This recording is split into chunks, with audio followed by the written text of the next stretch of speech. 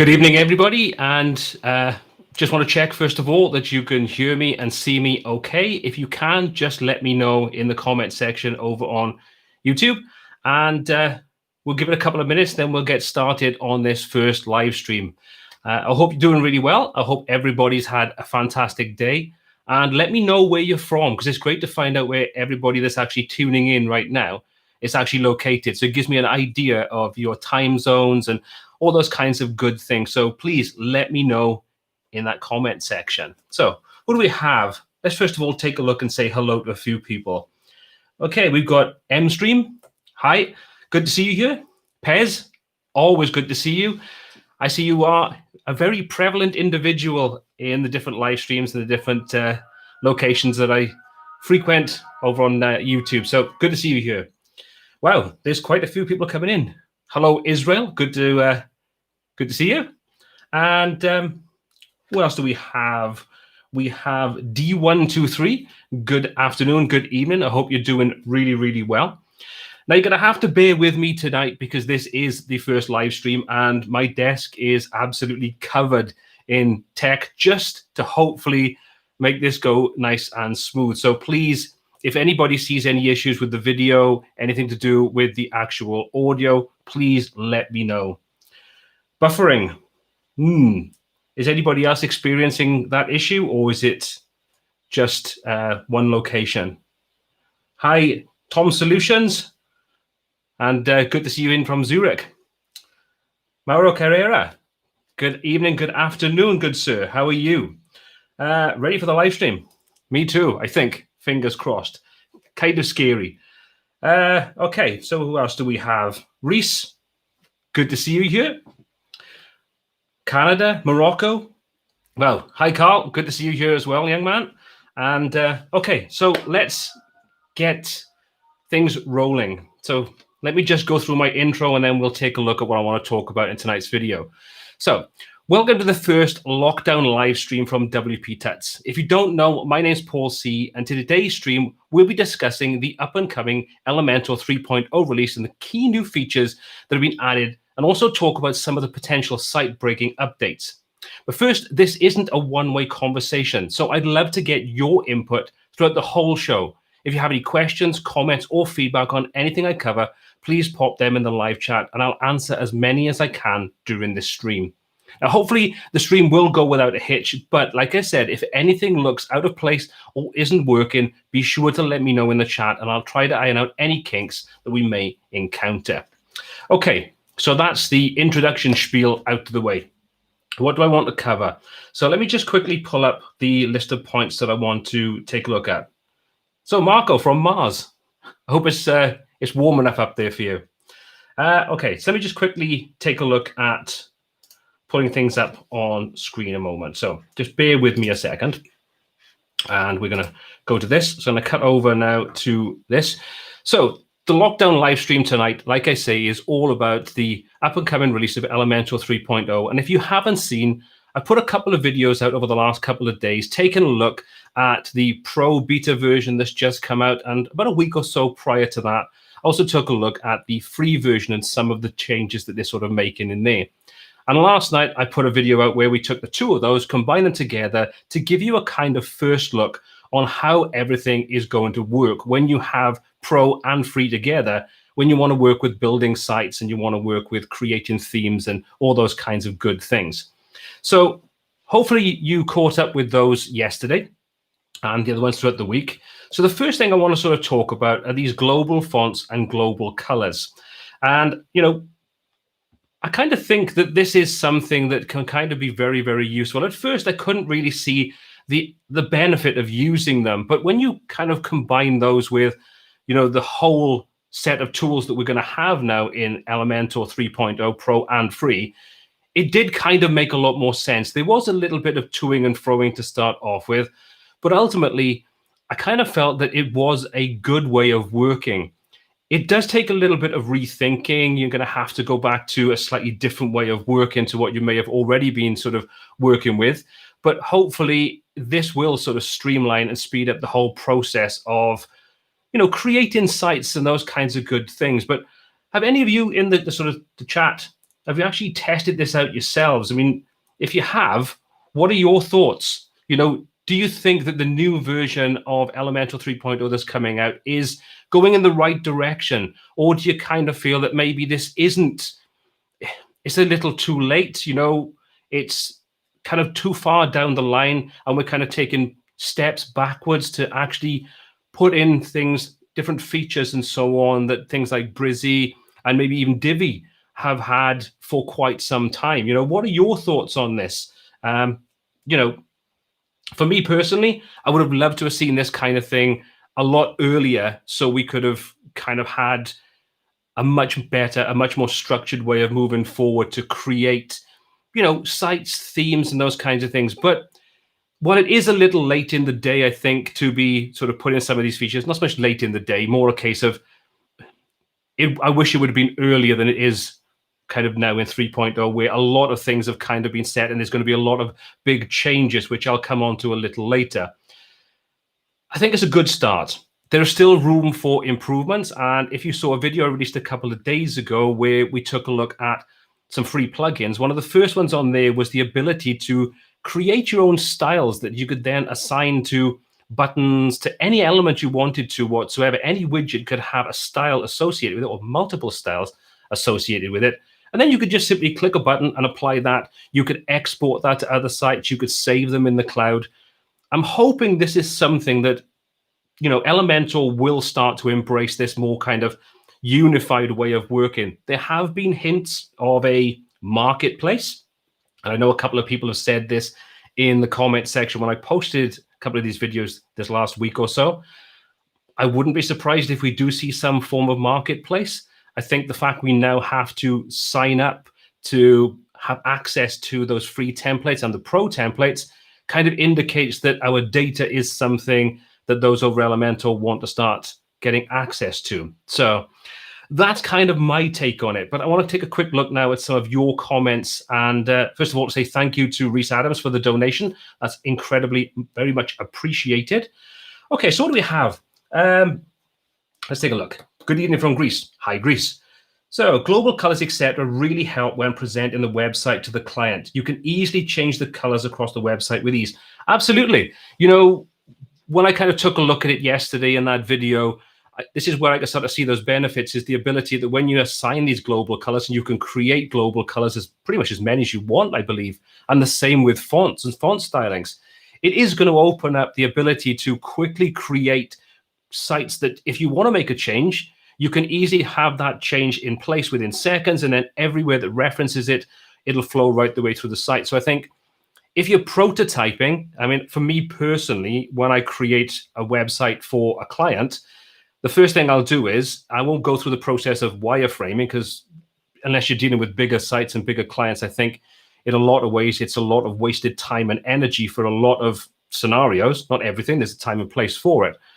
But it means that I could easily build a couple of pages to give the client the ability to get their hands on and see how the links, the buttons, the styling and everything works in relation to each other, how mobile, responsive and tablets and everything like that are going to be displayed. And then if they want to make a change to the fonts, the font size, the colors, anything like that, it is going to make that process super simple and super quick. So yes, I think the global side of things is going to be something that is going to be very, very useful once you start to factor that into your workflow. And speaking of your workflow, to kind of go back a step or two, this is where I would have wished we'd had this integrated much earlier, is the fact that now anybody that's created a site that would like to take advantage of this, you're going to have to retrospectively go and fit that out, which could be incredibly time consuming when you've gone through the process of styling widgets and, lots of individual styles to different parts of your site. That could just take a lot of time. So it would be nice, and correct me if I'm wrong, I don't think there is a case of this, but it would be nice if you could have a global reset that would reset any widget styles throughout your entire site. So then you could start with effectively a blank slate from a site that's already been created. I don't think that's the case, but if I'm wrong, please do let me know in the comments so we can kind of discuss that. But I don't think so. So what else do we have? Adobe XD and Elementor. Great combination if you want to go down the route of wireframing things. For me personally, like I just said, I don't really see the need for it when you've got a tool like Elementor that you can create working mock-ups in probably as much time as it would take to create a sort of wireframe mock-up in something like XD. But then I'm not that proficient in XD to be able to say one is better over the other or anything like that. So, I mean, do you actually use XD or any of those kinds of tools to wireframe before you even start getting stuck into creating a site? Again, let me know in the comments, because I'd love to know what you are using, the tools you use when you're prototyping a site, building a site, presenting it to a client, all those kinds of things. It's great to get an idea of how everybody works. Okay, what else do we have? Patrick Killian, good evening. 3.0 is great, but I would like to see more functionality like a registration form, conditional logic in their forms, more WooCommerce tools, try to get away from plugins and using themes. I'm 100% with you there. I think a lot of people have brought these points up, not just, sort of breakpoints and those kinds of things. I think people want to take a lot of reliance from third-party plugins to do what many of us would consider to be core things. We can style a lot of WooCommerce inside Elementor, but we can't style the checkout, we can't style the cart. So we've got a 50% of the tools we need, and then for that other 50%, we need to rely upon tools like Woolentor and Woolementor, which I've covered, and they do make the process easy. But I would still like to see that kind of fundamental, the entire process of building a site for WooCommerce all contained inside Elementor, and not be reliant upon third-party plugins to do effectively what we should be doing inside Elementor. So fingers crossed this is something they will address and, integrate into it. It's just unfortunately the history of working with Elementor, I've sort of been working with Elementor now since prior to Pro came out. And there is a track record of releasing half a feature set and then a long time to get the other half, which can be frustrating, breakpoints, like you say, with WooCommerce and things like that. We need those things, conditional logic in form, conditional logic full stop we need. Times they're going to be, we don't want to have everything displayed. We want to have that condition to say, if this, then do this. If someone's logged in, give them this. They're logged out, give them that. Again, we have to rely upon third-party tools to do just that. Okay. Figma the best. You could well be right. I've only ever tried XD and not really my cup of tea for a lot of things. Okay, so what do we have? Carl, let's take a look at what you're going to say. I'm still waiting for the true custom breakpoints. You and several hundred thousands of other people are waiting for exactly that. I.e. desktop breakpoints, mobile and tablet is good, but whatever different resolutions. Also, landscape and portrait. Not everybody uses their phone or their tablet in landscape mode or portrait mode. You're going to flip between the two. You need to have control over those things.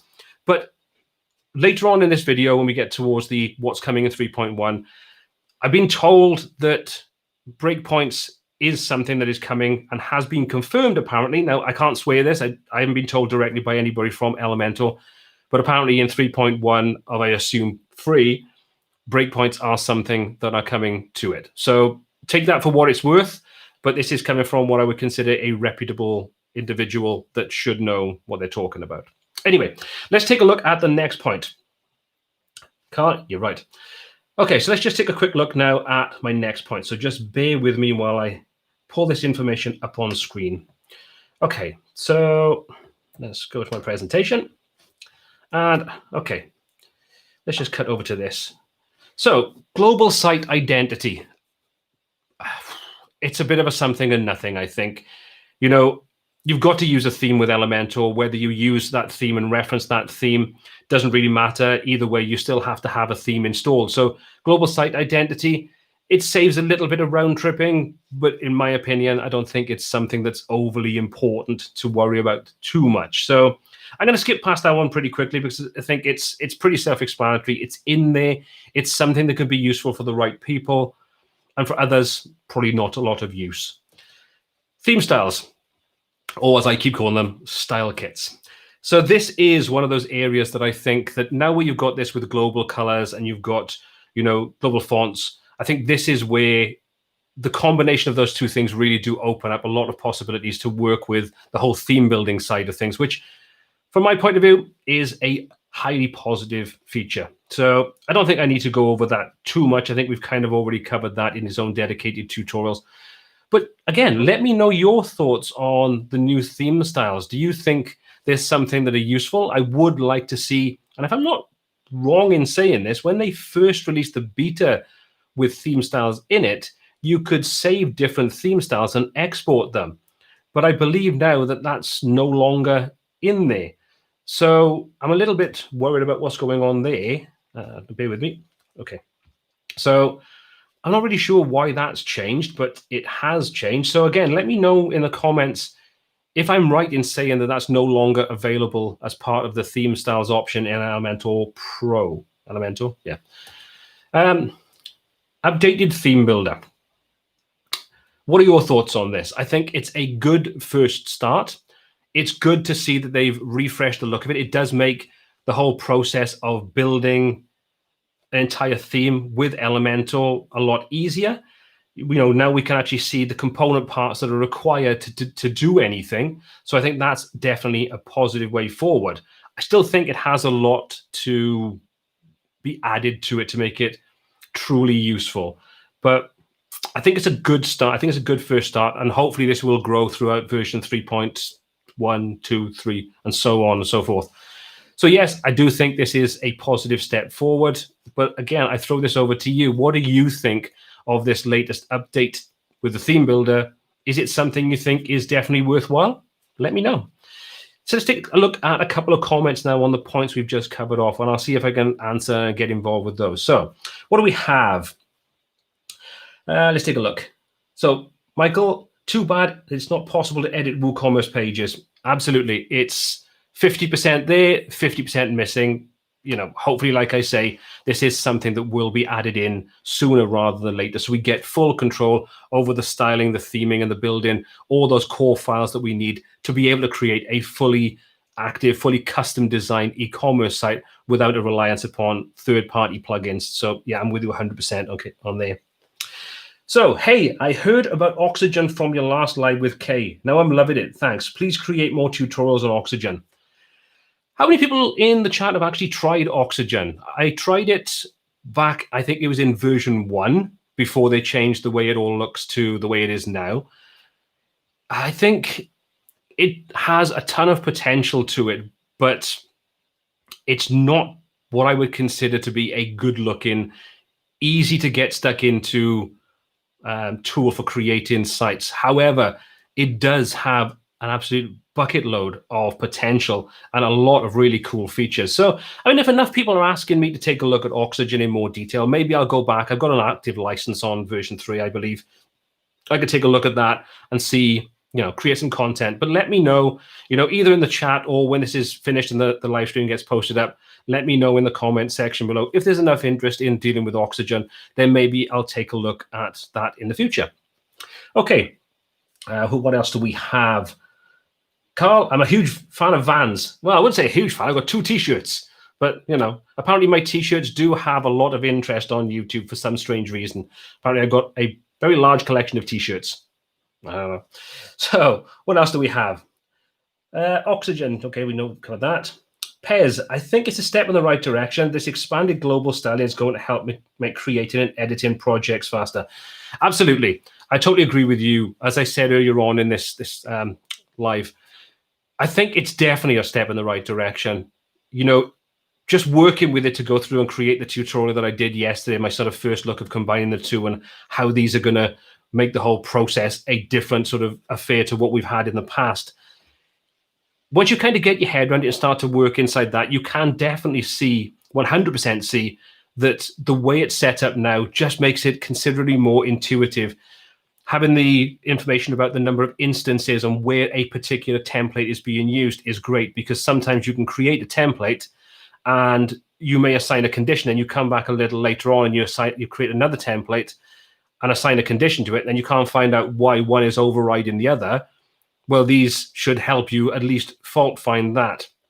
I like the fact now it's a lot easier to find where the conditions are actually set up, so you can easily just go in and change your conditions, because the way they hid that away in versions up until now, to me, was totally counterintuitive. And the number of people that actually come back on the video I created for that and say, thank you, I've been looking for this for God knows how long, there's a lot. Okay, so what else do we have? Alf Eugenio, good evening. It's good to see you here. What do you suggest to lessen the plugins with e-commerce websites? That's a good question. It depends, I suppose, what you mean by lessen the plugins. Are you talking about for customization, or are you talking for actually building a WooCommerce e-commerce site? If it's the former, then I would say to do as much as you can inside a tool like Elementor, and then take a look at testing out Woolentor and Woolementor, and maybe even something like Cartflows, any of those tools that allow you to control the whole process of the checkout side of things. Because while the WooCommerce side of things works perfectly fine, and you can simply just drop those shortcodes into your relevant pages, and you can customize to a certain extent, I think full customization requires a tool like Woolentor or Woolementor. And if anybody knows any other ones that do the same kind of thing, that allow you to fully customize and edit, everything to do with the checkout process when it comes to WooCommerce and Elementor, or even a tool that doesn't require Elementor, let me know again in the comments, either on the video when it's posted up after, or in the chat now. I think this is something we could all sort of look at for suggestions on how we can better customize WooCommerce. Okay, let's take one more, and then we're going to crack on to the next thing. So let's take a look. Paul, have you played with the Cadence theme and its add-on plugins for Woo? Pez, no, I haven't yet. I did try the Cadence theme a little while back, and it's a very good theme, but I haven't really got stuck into it too much, because if I'm honest, I don't really use themes very much anymore at all. Hello is kind of my standard go-to theme to install, because I kind of build everything now with Elementor. So I don't really see a need to be playing around with some of these other sort of themes and so on, unless I didn't want to use Elementor. But when I did the 6 sort of best plugins for Elementor, I believe, I may do the same kind of thing for themes. So again, if you'd like me to take a look at creating content on like the 6 top themes, or the X number of top themes I would recommend, maybe for WooCommerce, maybe for blogging, maybe for just general WordPress, again, let me know in the comment section below and in the chat. I'm always open to creating the content that you all want to see. Ultimately, at the end of the day, that's the point of me being here, is to create content that helps you guys get more out of WordPress and any of the tools that we have available to us. Okay, so let's just jump back now and take a look at the next thing that I want to cover. And in this one, we've got, let's take a little look. We've got the under-the-hood code and streamlining and speed increases that are apparently coming to Elementor 3.0. Now, I've taken a little look into this. I haven't done any tests on it yet, because we're not dealing with the final version of 3.0 of either free or the pro version. So until those are released, I don't see any point in doing comparison tests between the code that we currently have now and the code that is coming to Elementor. They're sort of saying how much difference it's going to make to the whole speed of dealing with your website. And, fingers crossed, that is definitely going to be the case. But there are some definite things in there you need to be careful of. Let me just get the article up on screen a second so I can see exactly what I'm talking about, and we can kind of take a quick look. Okay, so let me just pull this screen up for you. Okay, so this is the article that the developers over at Elementor put out recently, and this is to do with the DOM improvements for Elementor 3.0. Now, skimming through this, you can see the most important thing that I can see here is this: warning, breaking changes.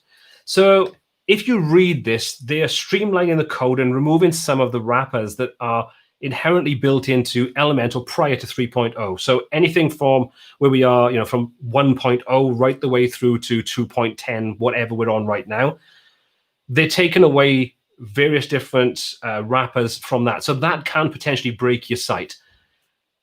With anything like this, when you are ready to update, when this comes out, first of all, I would always suggest do not update to 3.0, because you'll tend to find that within a day, maybe even shorter, you'll have 3.01, maybe even 3.02 pushed out, because no matter how much beta testing is done, once this goes out potentially to 4 million users, then that's when you're going to start to see the real bugs rearing their head, especially with the combinations of the different kinds of plugins and those kinds of things. So do not, under any circumstances, update that on a live site until you've seen a couple of iterations come out to clear out most of those initial bugs. But just bear in mind that these changes will potentially have a massive impact upon any site that you currently have. And the older that site is, the more potential for that site having an issue. So always make sure you have backups in place. Make sure that if you are on an important site, have a backup, and make sure you do it on a test site so you can take your site and then you can push that live only when you know that everything is working perfectly fine. So that's something that is definitely worth bearing in mind, you know, that you don't get yourself into a problem with it then. That's all I'm trying to say. So as always, what are your thoughts on these breaking changes, the potential for the speed increases and all those kinds of things? Because that's something that a lot of people have been crying out for a heck of a long time, is the speed increase. You know, as Elementor gets bigger, it gets more widgets involved, it becomes more bloated and ultimately becomes slower. So the refining the code is definitely something we want to see, but be careful. Just bear that in mind. Wait for the first couple of updates to come out before you consider doing this on any kind of mission critical site. And even then, make sure you've got a good backup system in place prior to making any updates to a live site. So that's my point on it. Well, that's what I wanted to cover. Let me know in the comments, what are your thoughts? So I'm going to take a couple of questions again now, and then we're going to move on to the next thing, which is all about 3.1 and some of the things that are supposed to be coming to that version of Elementor. Okay, so Alf again. So you mean to say there's Elementor and Hello theme? Love that. Yeah, I'm assuming that's aimed at me. If it is, that's the combination that I use for pretty much all the sites that I design these days. While I used to use Ocean WP, as you know, I use Ocean WP for quite some time, and it is a fantastic theme. Same as Astra, same as Generate Press, same as a lot of these like Cadence and so on. Bloxy is another good theme. But I think because we can do so much now inside Elementor, and let's be honest, I'm sure most of us simply have a theme installed like Astra, like Ocean WP, for the fact that we want to have a basic structure, and then we'll go ahead and probably strip most of that structure out and build our own archives, our own single post pages. You know, everything will be customized. So I don't really see the need to add that extra bulk on top unless I needed something specific and I didn't have the time to go ahead and do that myself. So for me, I'm all about Elementor and the Hello theme for building sites at the moment. You know, that could change. Okay, what do we have? Hi, so Ale Radazan, I hope I got your name right there. Good evening, good afternoon, good day, whatever time of day it is for you, wherever you are. Okay, so, yeah, Carl, you're 100% right. Test on a staging site, which I can never seem to remember that word, that phrase, before pushing live. Absolutely, never push sort of potentially break-in updates to any site that you're doing it. Don't ever do it live. And I say the same with pretty much all plugins. Crocoblock's another good example. Fantastic plugins, but when they bring out a major revision like 2.4, 2.5, 2.6, and so on, I will only ever test that out on a test site. You know, something.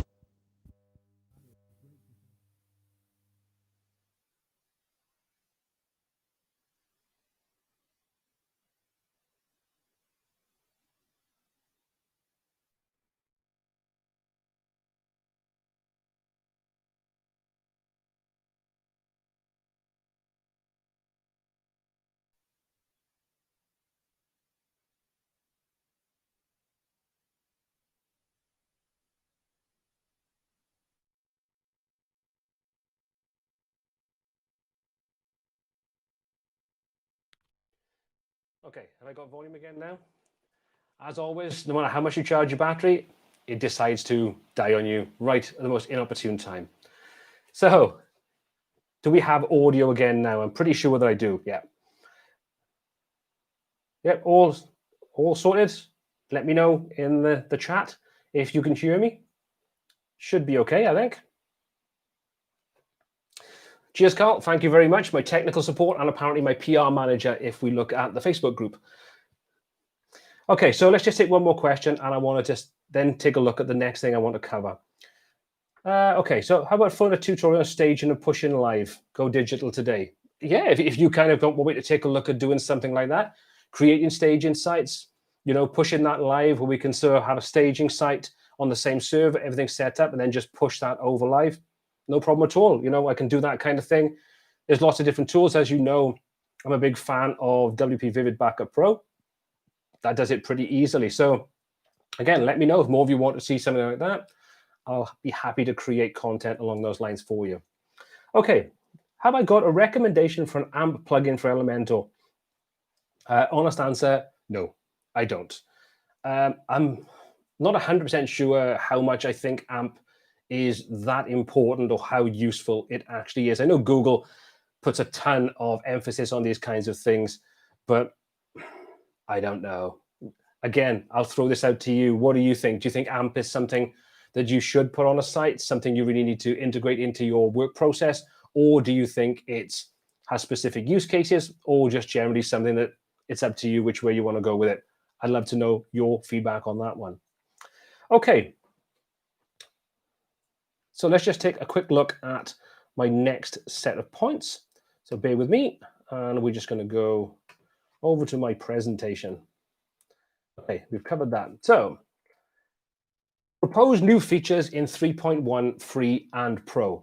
So these are things that are proposed. Whether they will actually make it into 3.1 or maybe 3.2, your guess is as good as mine. However, I'm hoping some of these will. Like I say, breakpoints, I've been told that is confirmed for 3.1.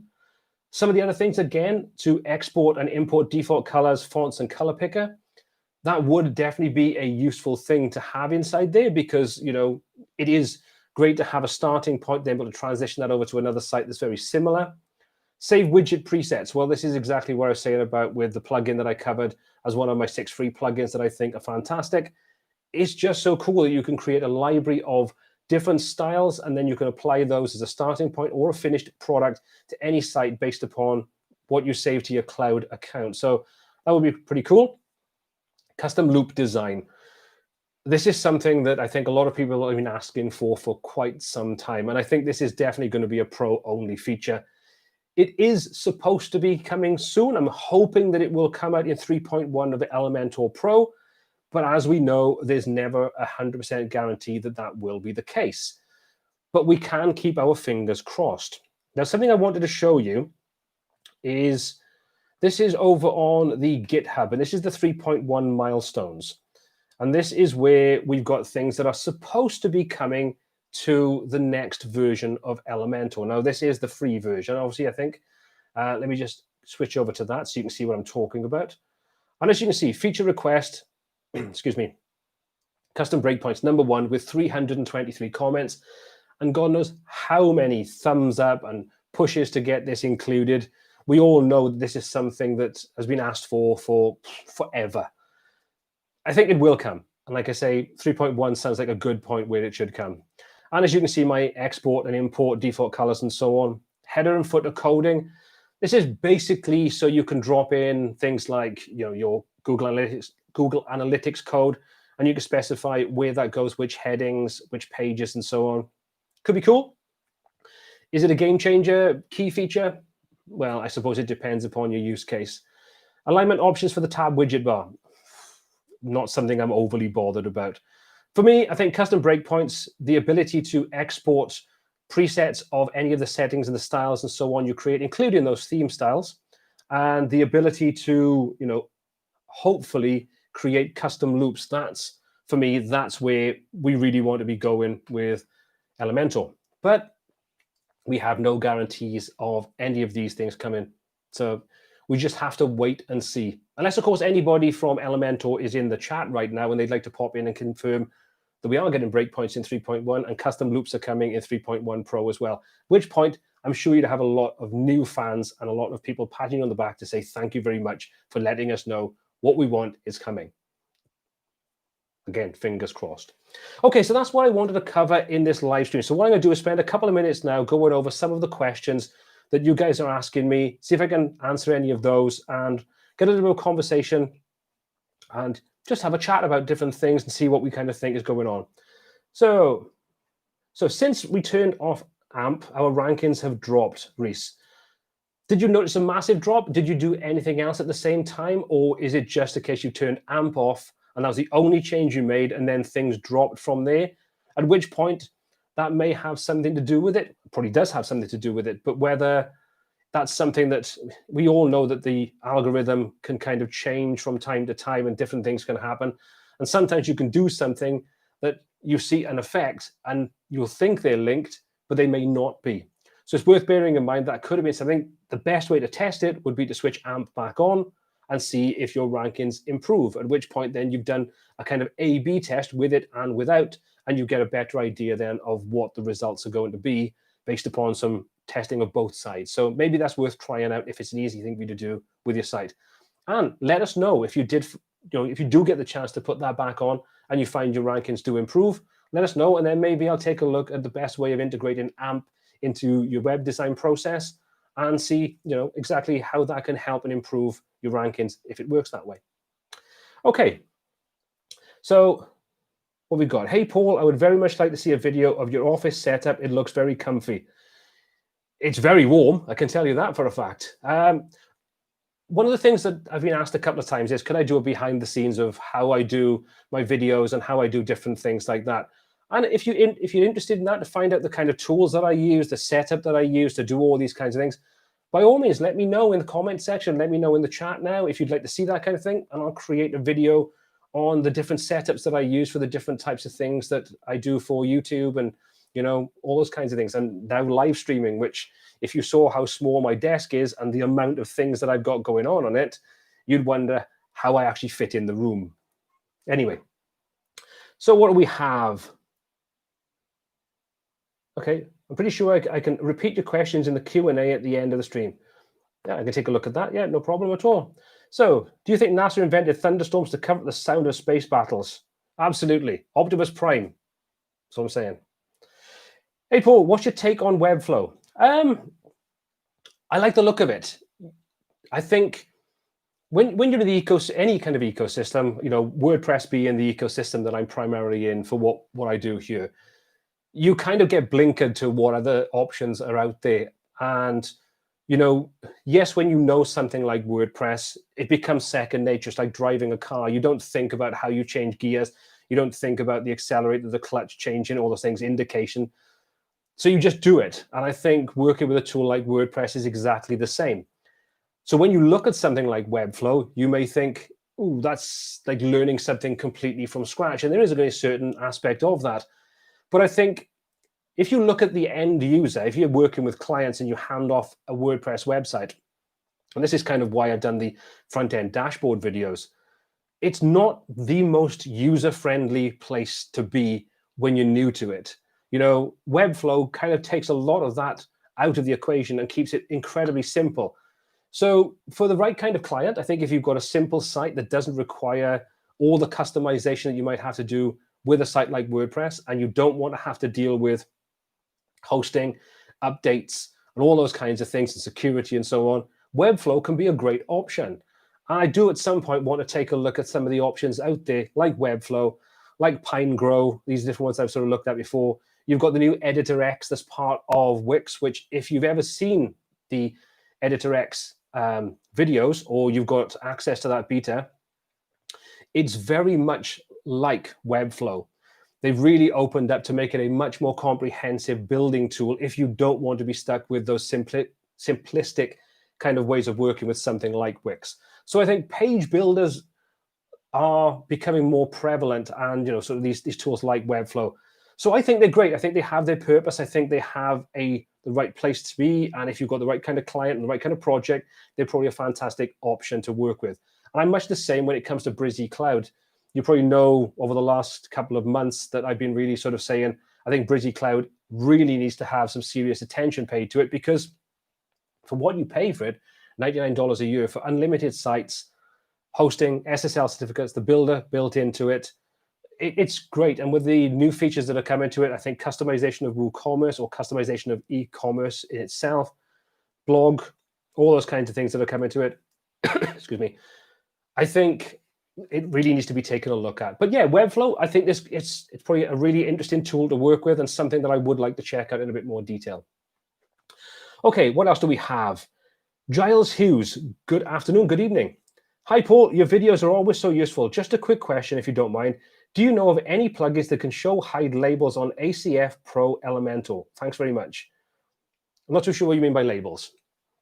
If you could let me know what you're referring to when it comes to labels, you're talking like labels to do with a form, or you're talking about labels to do with like if you have a listing and you want to put a label to say like sold, for example, let me know what it is you're talking about. And if I don't have an answer to that, I can certainly take a look. Okay. Don't test on a staging site, test on Debs. I have no idea what I was even talking about. Okay, what else do we have? What is the worst sponsor offer request you've had? I don't think I've had any bad ones, to be honest. I do get asked a heck of a lot to do with sponsor, and this is going on to a completely different tangent. I do get asked a lot to do with sponsorship, but hopefully something that comes across in anything that I do the sponsored is that I never say whether a product is something that I would say you have to buy it. I will present how to use something, and then I'll let you make your minds up yourself if you want to put your money into it. That's always been the core of anything that I put out on this, which is sponsored. And I will not take sponsored deals from a product that I wouldn't use and I haven't most of the time bought myself. So even like, take for example, Crocoblock. I paid for Crocoblock for several years before they even contacted me to do anything to do with sponsored content.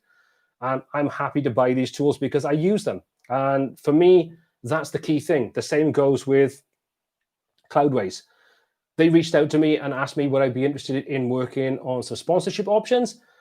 While we were in negotiations, I actually went ahead, set up an account on there, tested it out, got to grips with it, liked it, moved over the test site for the new WPTuts website, and that's where the site will actually be hosted when it's due for release. So I'm more than happy to buy tools, and if that then company wants to work with me and I think their product is good, then I'll work with them. If I don't think the product is something that I want to put my name behind in any way, I simply won't work with that company or individual or product. So hopefully, you'll see that anything I put out there has integrity, and I do not ever try to sell you on a product that ever is sponsored. If I think something is great and they haven't been sponsored and I think it's a really cool product, then I might say, you've got to check this out. But then there's no kickback at it for me whatsoever anyway. I just think it's a cool product that I think you should check out. I mean, a good example of that is ACF front-end forms, the free version. I put a video out on that. I put several videos out on that. Before I even started speaking to Shabdi, the developer behind it, we got talking. I gave him some ideas of things that I thought would be quite cool to include in the plugin. He sent me the pro version over, and we've been conversing back and forth for probably the last 6 months, throwing ideas over, and he's taken a lot of those ideas on board. So Shabdi, for me, is the perfect kind of developer, listens to what people say, is involved in the community, and integrates things that will expand what his plugin does and make it even better than what it was to start off with. So I hope that answers your question. Well, it doesn't answer your question because I've never really had any bad sponsorship deals, but hopefully that's given you the insight into how I work with sponsorships on the channel. Okay, what else do we have on here then? Is it worth the hassle and cost trying to integrate Office 365 with WordPress? I don't really see the point in it, if I'm honest. There are easier ways, I think. I think you're adding an extra step of complexity to what should be a simple process. So for me, unless there was a real requirement to do that, I don't think I would add that to the equation, if I'm honest. So hopefully that answers. Okay, what else do we have? Here we go. Hi, Paul. At what point would you stop adding functionality and plugins to a site and use a subdomain, and substitute to take the weight off the main site? That's David Marek. Good evening. When would I do that? I think it depends on what it is you're kind of doing. If you wanted to run something like a community site, or you wanted to have something like BuddyPress or a forum kind of situation, I would probably put that into a subdomain maybe, just to keep things organized a little better. I think it really comes down to how complex the project is. You may have something that is to do with teaching, so you may have an LMS involved, and you may have a community side of things involved. I think you're better off a lot of the time, for simplicity's sake, in investing in good quality and scalable hosting that can make sure that that's going to be able to deal with the consecutive requests that may be placed upon it as the site grows and gets busier, before I would worry too much about subdomains. But subdomains can be useful when you simply want to section up various parts of a site. That's kind of what I would look at. But every project is different, and every project has to be looked at and set up based upon its own merits and its own requirements. So kind of an answer, I hope, but maybe not something that says you should do this, but don't do this. Hopefully that has at least partially answered what you asked. Okay. How do we contact you privately? You send a check for $5 million to my Zurich bank account. Just joking. Probably the easiest way to do that, depending upon what you're going to do, is just use the contact form on the WPTuts site. You can contact me on there. That will come through to me, and I'll take a look at that. Hopefully that'll let you know. Okay, my best SEO plugin would definitely be Rank Math. I'm probably with you on that one, or SEO Press. I think Rank Math, if you want to integrate it with Elementor, because the integration there just means it's one less step to set up SEO, as opposed to doing it separately in its own interface as the post, as that kind of thing. I think Rank Math has definitely created a buzz around it. And I know that they are releasing a pro version very soon.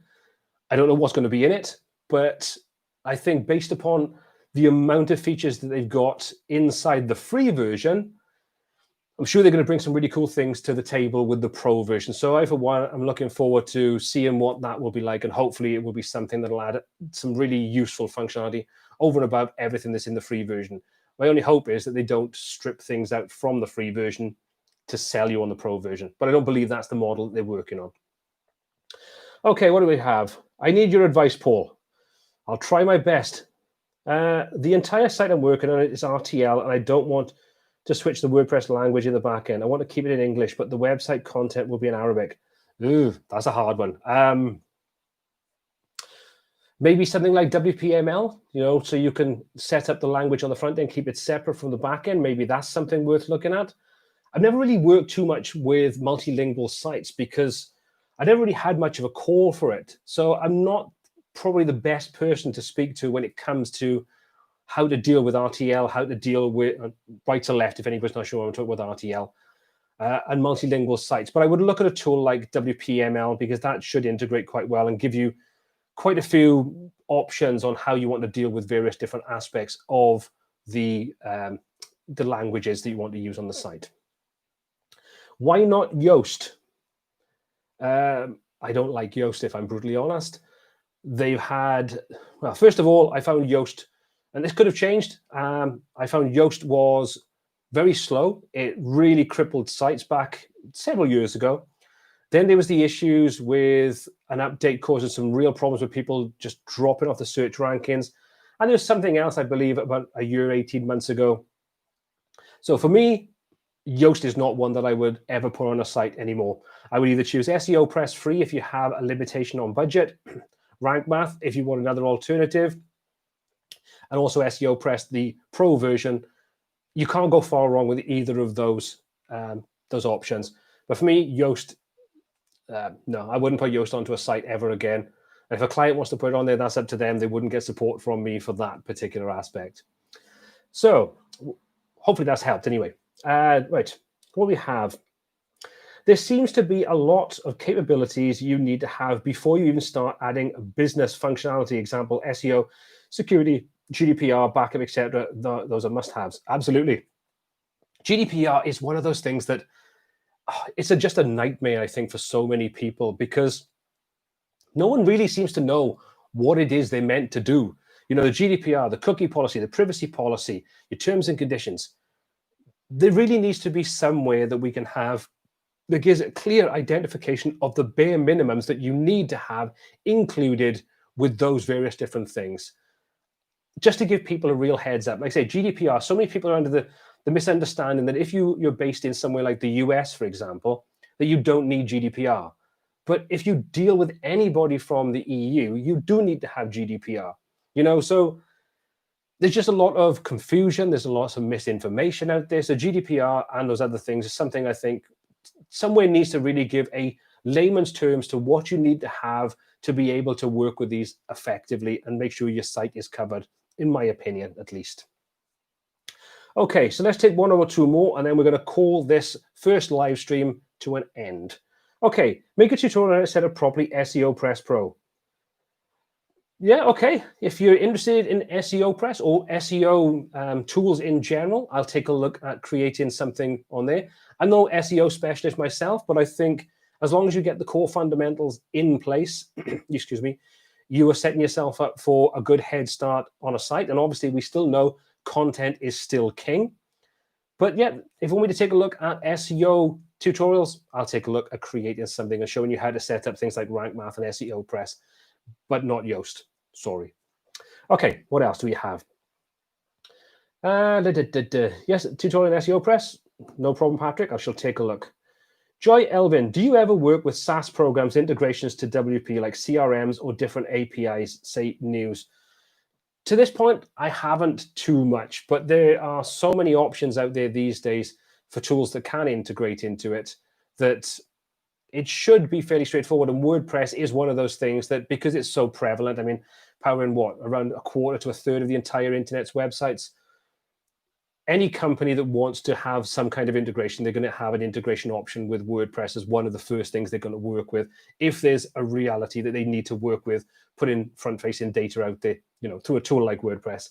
So it should be something that most companies are going to work with and have some kind of integration tools to allow you to connect it up to a tool like WordPress. But personally, I've only ever used things like MailChimp, MailerLite, maybe a couple of other tools that I've done for like WooCommerce, where it's checking my sales statistics and those kinds of things. And most of them simply have WordPress plugins that take minimal configuration, and you should be up and running with next to no effort. But deeper integrations where maybe you just take an API and you have to create that link between the two, it's not something that I've worked on yet. Never say never. Okay. Do you have any insight about an Elementor plugins that will be able to style the WooCommerce generated content like the cart and checkout? Absolutely. Take a look at Woolentor and Woolamentor. If you take a look at custom checkout on my YouTube channel, you'll find a couple of tutorials that I covered over the last couple of weeks that'll show you those tools in action and how you can use those to pretty much completely customize the cart, the checkout page to get something much more unique. So take a look on the channel. Like I say, just search for custom checkout. That should give you everything you need to know. Okay. Would I stop supporting one good plugin if news comes out that the developer's got some shady things going on? It depends on what you mean by shady.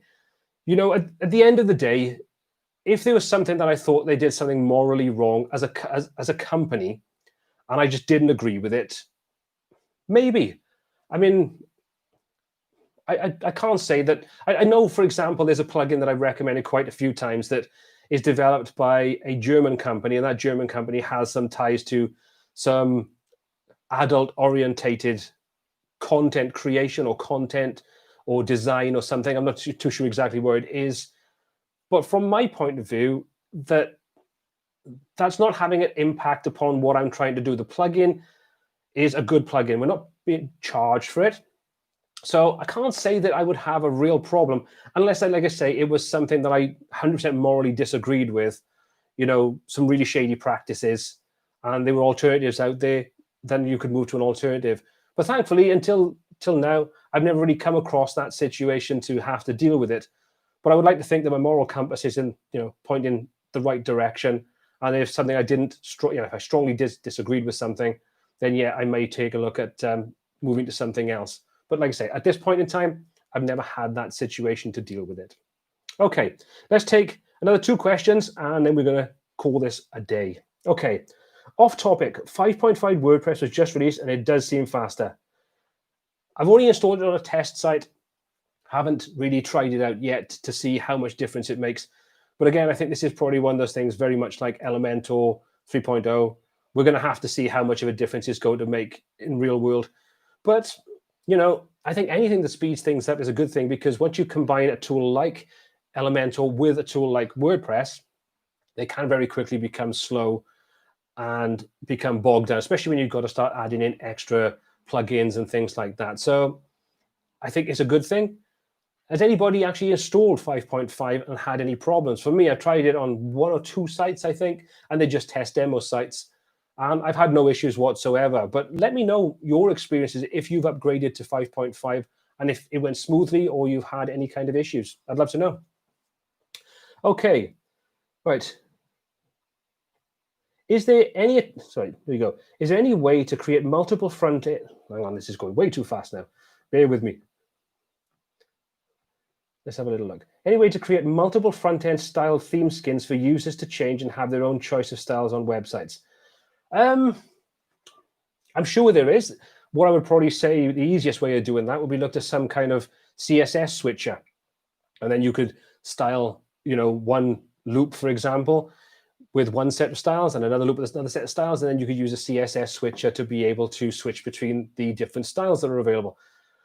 I haven't seen anything that's like that that's integrated directly into a tool like Elementor. So you may need to sort of build things outside of Elementor and maybe, sort of edit things in a slightly different fashion. But I'm sure a CSS switcher would be available. I've just never tried it myself to be able to say, yes, there is one and you could do it this way. Okay, one more question.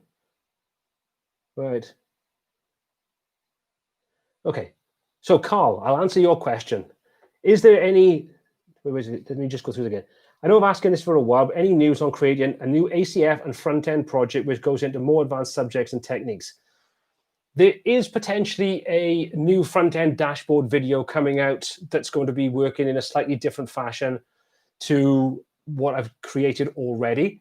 I do have a lot of different ideas of things that I want to create with tools like ACF and Jet Engine, more deep dives, but they take such a long time to be able to put together that there's a lot of testing involved in it. And I've tested a couple of different ideas out, and I've got a couple of early sort of beta versions of different things. So yes, they will be. When it is, I don't know, because like I say, they are something that generally takes probably upwards of a week of dedicated time, full week of time, just to get to the point of finding out, does the idea actually work well enough to be able to take that to the next level, make sure all those tools work together, make sure that everything's lined up in place, and then test it out before I even create the content. And then obviously I've got to support that content, because the more complex things, then a lot more questions arise from that.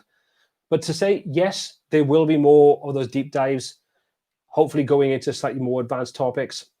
But I don't know when they'll be coming yet, but they will be coming to the channel. So hopefully that will answer your question. And I know you'd like to see them sooner rather than later. So I will do my very best to get them out as quick as possible. Okay, let's take one more bonus question because we've got about a minute left. Okay, right. Am I going to hop into Oxygen Builder? Possibly.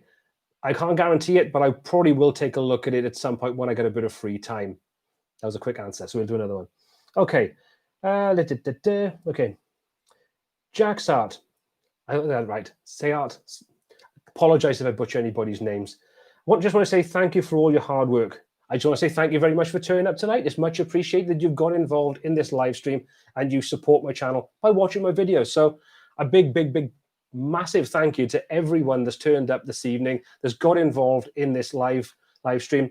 Hopefully you've enjoyed it. Hopefully it's given you a different way of interacting with myself. And if you'd like to see this as a regular thing, let me know in the comments. Let me know down in the comments below this video if it's a replay video, because I've really enjoyed this. This hour has flown by way quicker than I thought. I'm honest, I really thought I would struggle to have enough content to talk about. I'm losing my voice right now. And it's flown by, and it's been great fun. So if you'd like to see more of these kinds of things, maybe a weekly live stream on a Thursday at this kind of time, let me know, and we'll take a look at creating more live streams moving forward.